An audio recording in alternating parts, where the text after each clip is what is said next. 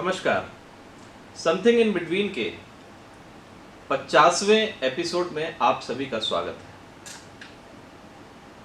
क्यों आसान हो जाती है मौत? मरने वालों पे सैफ हैरत क्यों? मौत आसान हो गई होगी। नामी शायर सैफुद्दीन सैफ के शेर की ये मशहूर पंक्ति है। मगर सवाल है कि लोगों के लिए मौत इतनी आसान क्यों और कैसे हो जाती है? इतनी आसान कि उसे ना अपने प्रशंसकों का प्रेम झकझोर पाता है और ना ही पारिवारिक जिम्मेदारियां। क्यों इन्हें उनके वो सपने भी नहीं रोक पाते जो अधूरे रह गए होते हैं? ये कैसा और किस तरह का तनाव, अवसाद या मजबूरी है जो इंसान को सभी तरह के बंधनों को एक झटके में तोड़कर जीवन से आजाद होने के लिए प्रेरित करता है? जाहिर तौर पर हम बात कर रहे हैं उत्साह और आत्मविश्वास से लबरेज अभिनेता सुशांत सिंह राजपूत की। उस सुशांत सिंह राजपूत की जिसने इंजीनियरिंग का कैरियर छोड़ अभिनय का कैरियर अपनाया और देखते ही देखते कस्बाई मिट्टी से निकला ये युवा ग्लैमर की दुनिया में छा गया। उस अभिनेता ने कैसे आत्महत्या की राह चुनी, जिसने कुछ दिन पहले ही एक इंटरव्यू में कहा था, मुझे फिल्में नहीं मिलेंगी तो मैं टीवी करना शुरू कर दूंगा, और अगर टीवी नहीं मिलेगा तो थिएटर की तरफ लौट जाऊंगा। थिएटर में मैं 250 रुपए में शो करता था। मैं तब भी खुश था क्योंकि मुझे अभिनय करना पसंद था। ऐसे में सफल असफल होने का मुझे डर नहीं है।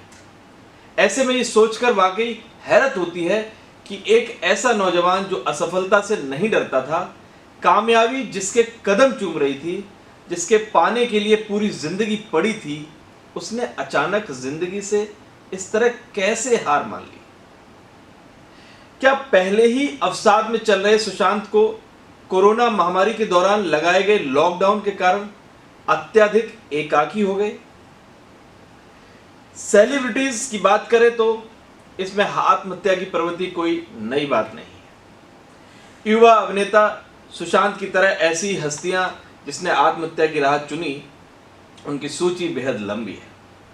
अभिनय की दुनिया में अभिनेता गुरुदत्त, मनमोहन देसाई, दिव्या भारती, सिल्क स्मिता, रीमा कप्पाड़िया, नफीसा जोसेफ, कुलदीप रंधावा, जिया खान, प्रत्युषा बनर्जी, कुशल पंजाबी ने भी यही राह चुनी। हाल के दिनों में अभिनय की दुनिया के इतर दूसरी दुनिया की भी चर्चित हस्तियों ने यह राह चुनी।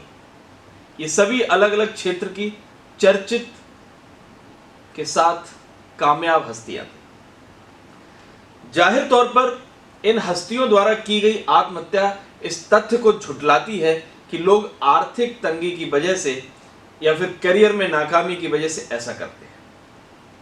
जाहिर तौर पर वह अवसाद ही है जो व्यक्ति को अपने करियर के चरम पर पहुंचने के बाद एकाकीपन में धकेल देता है। आखिर सेलिब्रिटीज ऐसी राह पर क्यों चले जाते हैं? वरिष्ठ पत्रकार अरविंद सिंह अपने फेसबुक पोस्ट पर बसपा के संस्थापक दिवंगत काशीराम के विचार से इस गुत्थी को सुलझाने की कोशिश करते हैं। काशीराम का कहना था, किसी भी क्षेत्र में आदमी की काया का जब विस्तार होता है तो उसके साथ 2-3 चीजें घटती हैं। पहली यह कि वह भीड़ में होकर भी एकाकी बनने लगता है। धीरे धीरे उसके अभिन्न मित्र भी औपचारिक होने लगते हैं। रोज का साथ देने वालों का नाता भी चंद खास मौकों तक सीमित रह जाता है। संबंधित व्यक्ति व्यस्तता के नाते उन दोस्तों का हाल खबर नहीं लेता, तो उनको ऐसा लगने लगता है कि वह बदल गया है। कई बार स्टाफ के लोग फोन उठाकर इनके बारे में सलीके से सूचनाएं भी नहीं देते, जिससे संवादहीनता के बढ़ने का सिलसिला और तेज हो जाता है। ऐसे में ऐसी बहुत सी बातें उसके मन में ही धरी रह जाती हैं, जिसे दोस्तों के साथ साझा करके वह हल्का हो सकता है। दूसरी बात, ऐसे लोग धीरे धीरे रहस्यों की सुरंग बन जाते हैं। उनकी बेबसी होती है, बहुत सी बातें छिपानी पड़ती हैं। इनमें कुछ ऐसी बातें भी होती हैं जो दूसरों को नुकसान तक पहुंचाती हैं। ऐसा व्यक्ति जब भी भीड़ में अकेला होता है तो कई बार उसे लगता है कि वो सब कुछ होने के बाद भी एक अंधी सुरंग में है। विशेषज्ञ कहते हैं आत्महत्या का गरीबी अमीरी से बहुत ज्यादा मतलब नहीं होता। मुख्य वजह अवसाद है जो किसी को भी अंधेरी सुरंग में खींच ले जाती है, जिंदगी के प्रति निराशा का ऐसा भाव पैदा करती है तो लोगों को अपना जीवन, अपनी उपलब्धियां और अपनी चुनौतियों एक अंतहीन अंधेरी सुरंग की तरह लगने लगती हैं।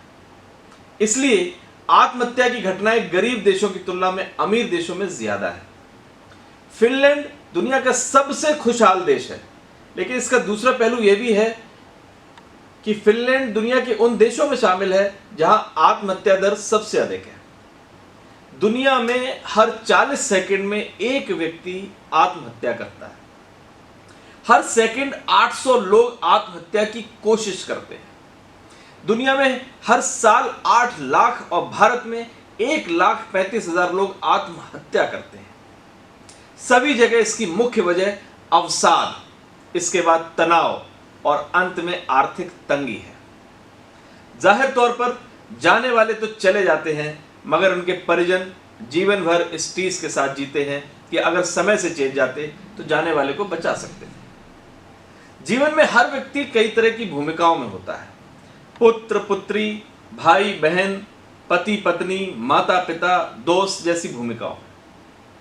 अन्य भूमिकाएं करियर, जॉब, कारोबार से जुड़ी होती हैं।